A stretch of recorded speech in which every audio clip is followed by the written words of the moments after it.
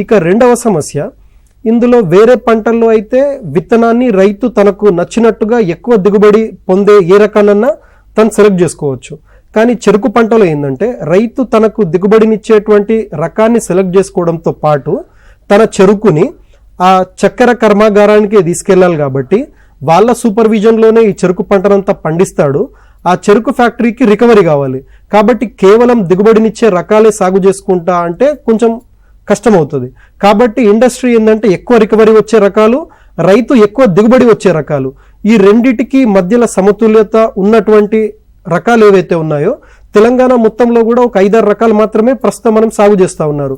వేరే పంటలలో అయితే 100కు మించి రకాలు ఉన్నప్పటికీ మన చెరుకు పంటలో తీసుకున్నట్లయితే కో 86032 అనే రకం, 2003V46 అనేటువంటి ఉయ్యూరుకి సంబంధించిన రకం, 93V297 ఇది కూడా ఉయ్యూరుదే. అదేవిధంగా వసంత్ దాదా షుగర్ ఇన్స్టిట్యూట్ వాళ్ళ రకాలు ఏవైతే ఉన్నాయో కో VSI 12121 కావచ్చు, కో VSI 18121 కావచ్చు, లేదంటే రుద్రూరుకి సంబంధించినటువంటి 97R401 ఇది జహీరాబాద్ ఏరియాలో కొంత ఏరియాలో సాగులో ఉంది. తర్వాత గత సంవత్సరం మా పరిశోధనా స్థానం నుంచి రుద్రూరు చెరుకు 81 అనే రకం విడుదలైంది, ఇది కొన్ని ప్రాంతాల్లో సాగులో ఉంది. వీటికి మించి 1-2 చెరుకు రకాలు తప్ప ఎక్కువగా రకాలు మార్కెట్లో అందుబాటులో లేవు.